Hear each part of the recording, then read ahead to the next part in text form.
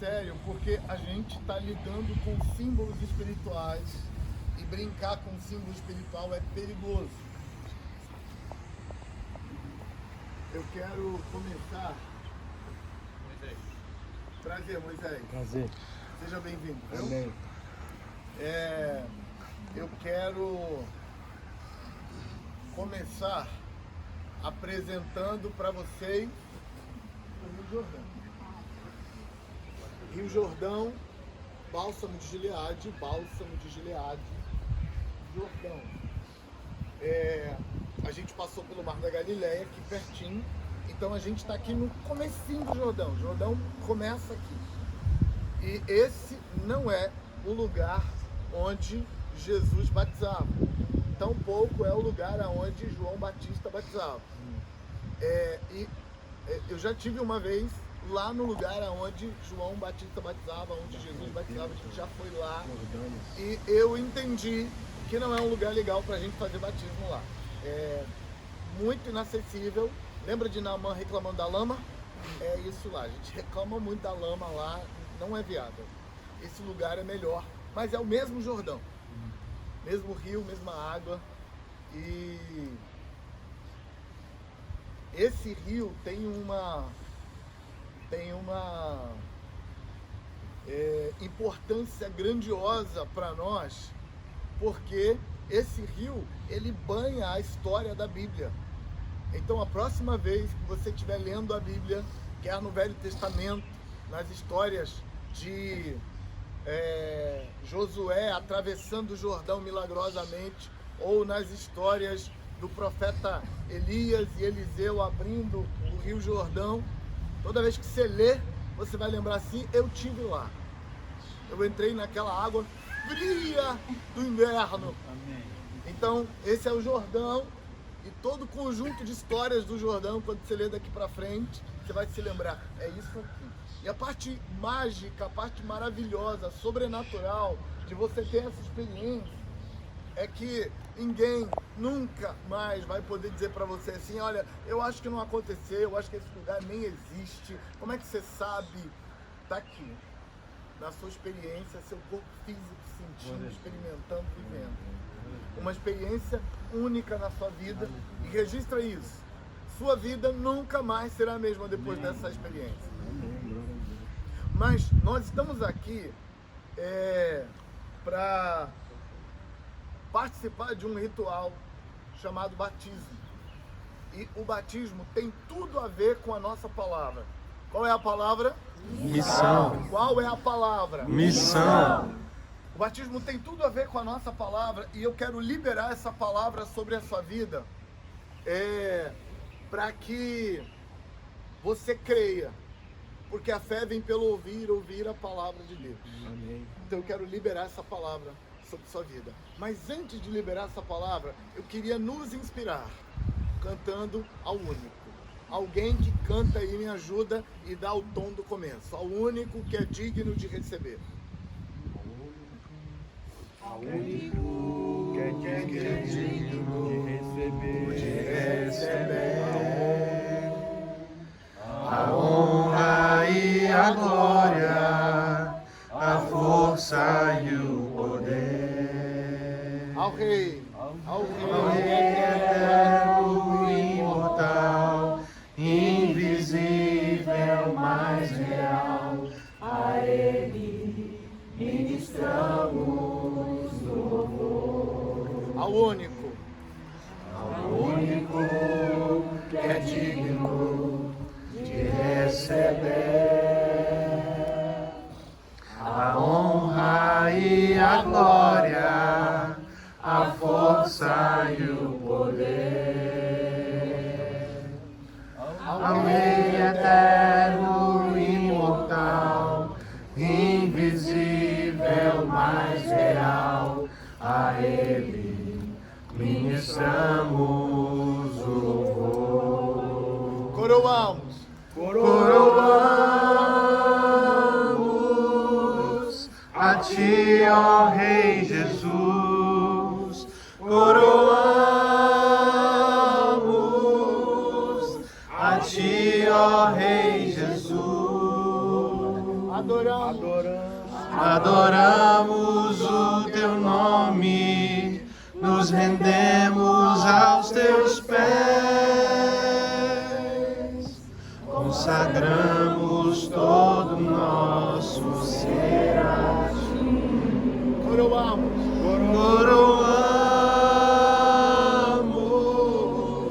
a ti, ó Rei Jesus.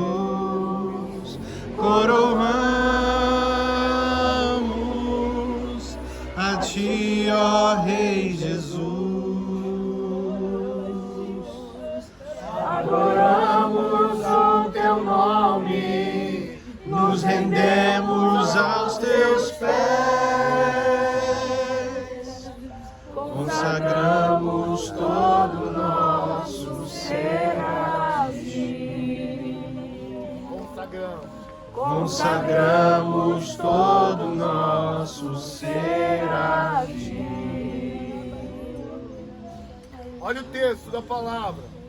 Romanos capítulo 6, versículos 3 a 8. O Novo Testamento tem muitos textos sobre batismo, mas o texto mais rico em significado, em nos dizer o que o batismo significa, é esse texto explicado pelo apóstolo Paulo aos Romanos, capítulo 6, versículos 3 a 8. Olha o texto. Ou vocês não sabem que todos nós que fomos batizados em Cristo Jesus, fomos batizados em sua morte. Portanto, fomos sepultados com ele na morte por meio do batismo, a fim de que assim como Cristo foi ressuscitado dos mortos mediante a glória do Pai, também nós vivemos uma vida nova. Se dessa forma fomos unidos a ele na semelhança da sua morte, certamente o seremos também na semelhança da sua ressurreição. Pois sabemos, versículo 6, sabemos que o nosso velho homem foi crucificado com ele, para que o corpo do pecado seja destruído e não mais sejamos escravos do pecado. Pois quem morreu foi justificado do pecado. Ora, se morremos com Cristo, cremos que também com ele viveremos. Glória a Deus. Do que Paulo está falando? Paulo está falando dos dois poderes que nós acessamos quando participamos desse ritual de fé. Agora, registra isso que é muito importante. Ritual é uma prática bíblica. Nós, os evangélicos, aprendemos a ter medo da palavra ritual, porque a nossa religião se misturou com o sincretismo religioso das religiões de matrizes africanas. E por isso, nós aprendemos a ficar com medo da palavra ritual, porque a gente pensa que ritual é do outro lado. Ritual é só uma palavra, e o que ela nomeia é que pode ser diferente. Quando o sacerdote no templo fazia um sacrifício, ele estava fazendo um ritual. Ele estava matando um cordeiro para liberar um homem do pecado. Quando Jesus morreu na cruz do Calvário, ele estava fazendo um ritual. Ele estava sendo sacrificado como cordeiro de Deus para nos livrar dos nossos pecados. E quando nós fazemos o batismo, a gente está fazendo um ritual que vai acessar o ritual de Jesus na cruz. E quando eu te chamo para pensar que o que nós vamos fazer agora é um ritual de fé, eu estou te desafiando a levar esse momento muito a sério, a não brincar com isso, porque os rituais na Bíblia são muito, muito, muito sérios. Porque o mundo espiritual fala a linguagem dos símbolos. Quando você manda um símbolo para o mundo espiritual, ele acata o símbolo e a resposta é imediata. Isso vale tanto para a luz quanto para as trevas. A luz e as trevas falam a linguagem dos símbolos quando se trata de relacionamento com o mundo espiritual. Quando você olha para a Bíblia inteira, está cheio de símbolos. Os sacrifícios eram símbolos, o tabernáculo inteiro era símbolo, cada peça do tabernáculo era um símbolo, porque o mundo espiritual fala a linguagem dos símbolos. Quando nós nos batizamos, a gente está mandando uma linguagem simbólica para o mundo espiritual. Quando a gente toma a ceia do Senhor, estamos mandando uma linguagem simbólica. Mas nós, os evangélicos, aprendemos a olhar para a linguagem simbólica só como rituais vazios que a gente não presta atenção e nem entende. Mas os símbolos são linguagens poderosas mandadas para o mundo espiritual. Paulo disse que os gregos buscam sabedoria, mas os judeus buscam sinais sobrenaturais. O que Paulo queria dizer com isso é que para o grego, para o pensador grego, para o filósofo grego, quando ele olha para os símbolos bíblicos, o filósofo grego só pensa numa coisa: significado, filosofia. Qual é a mensagem filosófica por trás desse símbolo? E quando um judeu olha para um símbolo, ele nem pensa na linguagem filosófica, ele só pensa numa chave. Para os judeus, cada símbolo é uma chave que abre um portal. E o que nós estamos fazendo aqui é um ato desse, de simbologia, para abrir um portal. Eu gosto de usar como metáfora para ajudar a gente a entender a história do profeta Eliseu, que foi visitado pelo rei de Israel. Quando o rei de Israel chega para visitar Eliseu, Eliseu diz para ele: vou liberar uma palavra de vitória sobre a sua vida na guerra que você está vivendo lá no norte. E aí Eliseu diz para ele assim: vou te dar vitória na batalha. Abre a janela e faz um ato de fé. Abre a janela e atira flechas no seu inimigo. É claro que não tinha inimigo ali para ganhar flechada. O que Eliseu, o profeta, estava fazendo era um ato de fé semelhante a esse que a gente vai fazer aqui agora. E aí quando Eliseu dá a ordem para o rei jogar flecha, o rei estava mais para grego do que para judeu. A mente racional dele estava fazendo perguntas. E uma das perguntas é: como é que essa flecha vai fazer diferença na guerra que eu estou vivendo lá no norte? Como é que essa flecha vai fazer diferença na minha batalha que eu vou ter daqui a alguns dias? Mas a flecha faria toda a diferença se ele praticasse aquele ato com fé. E aí o rei não tinha muita fé para colocar na questão, ele jogou 3 flechas. Fechou a janela e disse: tá bom, já chega. O profeta não estava satisfeito, e aí o profeta deu uma inspirada, colocou as 2 mãos sobre as mãos do rei, segurando arco e flecha, e o profeta deu aquela balançada que os profetas gostam de fazer. O profeta adora essas coisas assim, adora linguagem teatral, o profeta gosta disso, de teatralizar. E ele colocou as 2 mãos, deu uma balançada e falou assim: flecha da vitória do Senhor, flecha da vitória contra o inimigo. Agora, rei, joga a flecha de novo, porque a primeira não valeu. Você não estava muito crente. Joga no chão, atira, rei, seu inimigo, vai lá. E o rei não se empolgou. Ele atirou 3 flechas de novo. E aí o profeta perdeu a paciência, porque profetas não têm muita paciência com gente incrédula. E aí o profeta disse: você devia ter jogado 5 ou 6 flechas com gana, com vontade, com envolvimento, mas você jogou só 3. Então eis que te digo: você vai vencer 3 batalhas e depois vai perder a guerra. Já sabe o que aconteceu no final da história. Ganhou 3 batalhas, perdeu a guerra. Porque eu conto a história desse rei e desse momento para você, porque para mim, da Bíblia inteira, é a melhor ilustração da praticidade, do poder do símbolo. Símbolos são poderosos, e quando as pessoas brincaram com símbolos, muitas delas morreram. Por exemplo, os filhos de Arão foram levar incenso na presença do Senhor e botaram fogo indevido no incensário e morreram. E por que eles morreram? Só porque deviam ter pegado fogo no altar do holocausto, onde o fogo era consagrado pelos sacrifícios, e em vez de pegar a brasinha lá no altar do holocausto, ele foi pegar lá na casa, na tenda do irmão Joaquim. Pegou fogo. Uzá morreu tentando segurar a Arca da Aliança. Por quê? Porque a Arca da Aliança não devia ser carregada num boi. Devia ser carregado por 4 sacerdotes segurando. Ele errou, foi segurar a arca, morreu. Então, símbolos são muito, muito, muito sérios e você não pode brincar com eles. O batismo é um desses símbolos. Então, acabou as piadas, acabou as brincadeiras. É muito sério o que você vai fazer ali dentro. Vigia, porque a gente está mandando uma mensagem para o mundo espiritual. A gente está virando uma chave. Símbolos viram chaves. Amém. Mas aqui para nós é muito importante entender que chave a gente está virando. O que esse símbolo acessa? Paulo explica para nós. Paulo diz no texto que nós estamos acessando dois poderes. Ele diz: quando você se batiza, você está acessando a morte de Jesus e você também está acessando a ressurreição de Jesus. Quando você afunda na água, você manda uma mensagem para o mundo espiritual. E a mensagem que você está mandando é: eu morri. E Paulo diz que aquele que morreu, justificado está do seu pecado. A ideia básica é que quando você afunda na água, ninguém pode te cobrar mais nada. Deus não pode te cobrar mais nada, o diabo não pode te cobrar mais nada, ninguém pode te cobrar mais nada, a sua consciência não pode te cobrar mais nada. Por quê? Porque você morreu. E uma vez morto, acabou.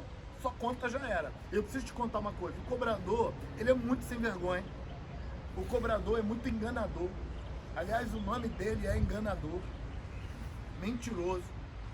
E ele vai bater na sua porta para cobrar. Ele sabe que não pode cobrar, mas ele vai cobrar a si mesmo. É você que tem que estar consciente de que você fez um ritual, de que sua conta foi cancelada e de que agora você pode olhar no olho dele e falar assim: não tem mais nada para cobrar. Então, depois disso, depois desse ritual, se o inimigo bater na sua porta para cobrar, grita lá de dentro, nem abre não. Lá de dentro você grita assim: morri! Vai cobrar de outro.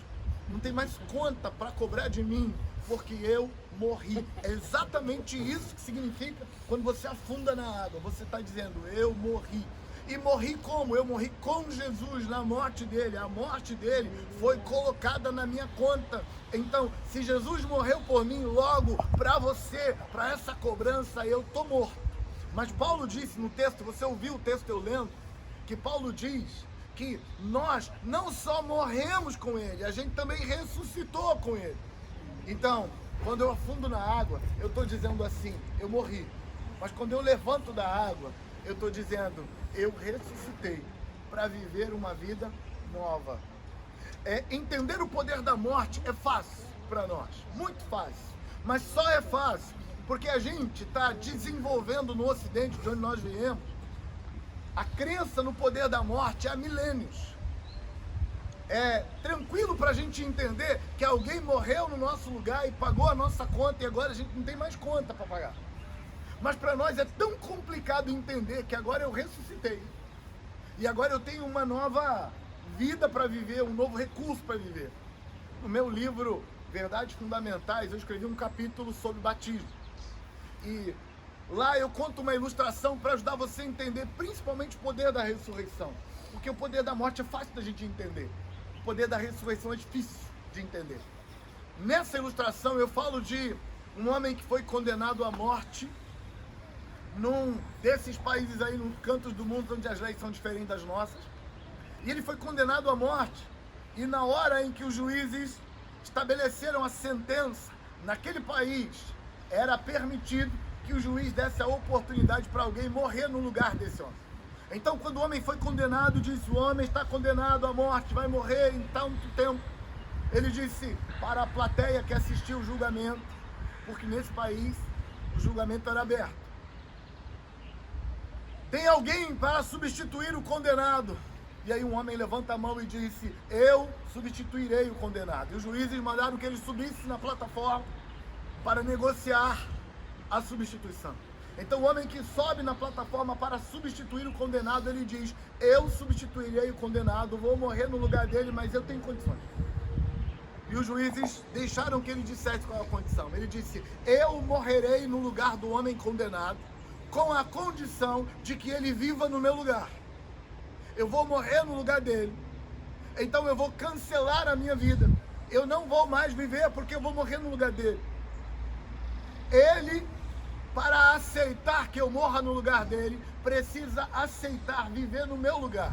Significa que a partir do momento em que eu morrer no lugar dele, os sonhos dele são cancelados, os desejos dele são cancelados, os projetos dele são cancelados, o que ele quer para a vida é cancelado, porque a partir desse ponto ele vai viver o que eu quero, o que eu desejo, o que eu planejei, o que eu ia viver se ficasse vivo. Amém. Então, o condenado levantou a mão e disse: ô juiz, eu tenho uma objeção. E o juiz disse: fala a sua objeção. E o condenado disse: eu aceito viver no lugar dele, mas eu não tenho condição. Esse é claramente um homem rico, poderoso, pelo anel que eu vejo no dedo dele. Ele tem poderes ilimitados de compra. Ele tem poderes ilimitados de influência. Ele é alguém muito especial na sociedade. Como um Zé Ninguém como eu vai viver a vida desse homem, vai sonhar os sonhos dele, vai participar do que ele participava? Eu não tenho condição. Então o homem que estava substituindo o condenado disse: eu tenho uma solução para isso. Ele vai viver a minha vida, mas não com os recursos dele. Ele vai viver a minha vida com os meus recursos. Quando eu morrer, eu deixo para ele o meu nome. O nome dele a partir de agora é o meu. Eu deixo para ele o meu anel de selário, eu deixo para ele todos os meus bens, eu deixo para ele todas as minhas influências, porque agora ele sou eu, onde quer que ele for, ele sou eu. Então eu não só estou dando para ele uma missão, não, eu estou dando para ele os recursos para cumprir a missão que eu estou dando. Ele vai viver a vida toda baseado na força que eu dou para ele. Então aquele homem aceita, e a partir daquele momento, ele não é mais ele é outra pessoa. Foi isso que Paulo quis dizer quando ele disse: e agora não vivo mais eu, mas Cristo vive em mim. Aleluia. E a vida que eu tenho agora na minha carne, eu não vivo ela mais para mim, eu vivo ela na fé no Filho de Deus, que a si mesmo se entregou por mim. Quando eu digo para você que no Ocidente a gente entende bem o que é o poder da morte, eu não estou brincando. A nossa origem religiosa nos treinou insistentemente para entender a morte. E pra gente é muito natural ver um Jesus pregado na cruz. Natural, porque a nossa cultura treinou a gente para pensar nisso, mas o poder da ressurreição a gente não entende. E é preciso que você entenda. Quando Jesus morreu na cruz, ele não só cancelou seus pecados, ele te deu poder para viver uma nova vida. E qual é o resultado de a gente entender só o poder da morte e não entender o poder da ressurreição? É que nós somos aquele indivíduo que aceitou que alguém morresse por nós. E depois a gente sai pela vida tentando fazer o que ele pediu, só que com os nossos recursos. E a gente faz muito mal e porcamente, com muita dificuldade. Pra gente, o cristianismo é um peso. É tenso ser crente, porque a gente acha que agora a gente tem uma dívida com Jesus e a gente vai viver e lutar na nossa força. Mas você precisa entender isso. Jesus não nos deu só o poder da morte, ele nos deu o poder da ressurreição. O poder da ressurreição significa que eu vou viver domingo, segunda, terça, quarta, quinta, sexta, todo dia eu vou acordar e vou viver aquele dia com um poder que não é meu. E sim, eu não vou viver a minha vida para mim, mas é mais do que isso. Eu não vou viver a minha vida para mim, mas eu também não vou viver a minha vida com os meus recursos. O batismo significa isso. Significa a minha vida acaba ali, debaixo d'água, fica lá. Mas eu levanto para viver uma vida nova. O que eu vou fazer nessa minha nova vida? Seja lá o que é que eu faço, seja lá qual é o meu negócio, seja lá com o que eu nego o ócio da minha vida, seja lá o que eu faço para viver, lá nessa minha vida eu vou viver para Ele, eu vou praticar o que Ele me chamou para praticar. Não, a vida não é mais minha, eu existo para a glória dEle, mas é mais do que isso. Tudo que eu faço com o poder que Ele me dá. Gente, quando você entende o poder da ressurreição e quando você toma posse do poder da ressurreição, viver como crente é mais fácil. É simples, porque o anel que você usa para selar não é seu, o nome com que você se apresenta não é seu. Gente, Jesus falou assim: em meu nome vocês expulsarão demônios. Sabe o que Jesus está falando? Ele está falando, quando você encontrar um demônio por aí, dá uma carteirada nele. Sabe, carteirada, mas a carteira não é sua, é de Jesus. Olha, é em nome de Jesus que você vai sair. Mas sabe o que nós pensamos quando a gente encontra um demônio? A gente que não entende o poder da ressurreição, sabe o que a gente pensa quando encontra um demônio por aí? A gente pensa assim: peraí, deixa eu dar uma examinada para ver se a minha vida está em santidade. Porque a gente acha que é a gente, que é a nossa força, que é o nosso poder, que é a nossa capacidade. E o demônio sabe que a gente pensa assim, sabe o que ele faz? Toda vez que você confronta o demônio, primeira coisa que o demônio faz, pode perguntar para esse povo que expulsa o demônio por aí afora, estão sempre expulsando o demônio, pergunta para eles. Primeira coisa que o demônio faz é dizer assim: eu sei o que você fez no verão passado. Quem é você para vir para cá me expulsar? Você não é nada, não é ninguém. E sabe o que eu respondo quando eles fazem isso comigo? Você tem toda a razão, não sou mesmo. Mas não é no meu nome que eu vim. Não é na minha força que eu vim. Eu não sou nem mais eu. Eu sou outra pessoa. Eu tô aqui com outro nome, com outra carteira. O batismo significa isso. Quando você afunda, acabou sua vida. Quando você levanta, você vai viver outra vida. Aleluia. A vida de alguém que te deu poder para viver. Aleluia. Nunca mais o diabo vai poder jogar nada na sua cara. Nunca mais. Mas é mais do que isso. Daqui para frente, você tem um novo poder para viver, que não é mais seu poder, é o poder dele operando em você, os recursos dele operando em você. E toda vez que você tiver um obstáculo na sua frente, lembra, os recursos não são seus, a missão não é sua, é a missão dele que você está vivendo na sua vida. Leia, por favor, segura meu celular. Como é que nós vamos fazer esse ritual? Lembra que é um ritual. Estamos lembrando que é um ritual. Estamos lembrando que é poderoso demais para você brincar com isso. Registra aí. Se você não pode crer, não entra na água. Não brinca com isso porque é sério. É um ritual e nesse ritual você acessa. Porque rituais existem para acessar. Eles são chaves de portais. Lembra do Salmo 24? Abram-se os portais eternos, abram-se as portas antigas. Rituais abrem esses portais e você acessa poderes. Então estamos fazendo um ritual agora. Quando entrarmos na água, o ritual começou. E aí você precisa entender que você está acessando dois poderes quando você abre o portal. O poder da morte, cancelando suas contas, cancelando suas dívidas. O poder da ressurreição, te dando ferramentas para viver uma nova vida. Vocês estão prontos? Amém. Lembra que não pode brincar com isso. Tem que levar isso a sério. Tá joia? Leia, eu acho que você vai precisar segurar meu óculos também. Vocês podem ficar tranquilos que eu estou fotografando tudo, tá, gente? Depois eu vou botar tudo no grupo.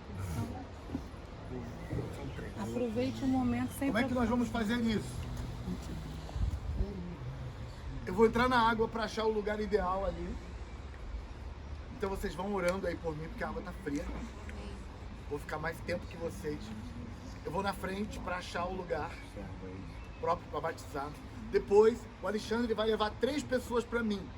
Porque essas 3 pessoas vão na frente. Porque essas 3 pessoas nunca se batizaram. Todos vocês já se batizaram. E o que vocês vão fazer? Vocês vão fazer o que nós chamamos de renovação de votos. Tá joia? Vocês vão renovar votos batismais. Então, como é que nós vamos fazer a renovação de votos? A gente vai segurar na mão, eu vou fazer perguntas para vocês. Todas as suas respostas têm que ser sim. Se uma das suas respostas for não, não mergulhe. Você não está apto. Entenderam? Perguntas muito simples, com resposta de sim ou não. E aí, depois eu conto até 3 e nós mergulhamos juntos. Quem mergulha junto? Quem está renovando o batismo, renovando os votos batismais. Essas 3 pessoas que vão na frente, eu vou batizá-la no modo tradicional. Vou fazer as perguntas direto para esse indivíduo e vou batizar esse indivíduo. Pegaram? 3 pessoas. O Rodolfo, o Fabiano e o Paulo. Pegaram? Esses 3 vão na frente e vão ser batizados no modo tradicional de batismo. Todos os outros de vocês serão batizados no modo renovação de votos. Todo mundo entendeu isso? Amém.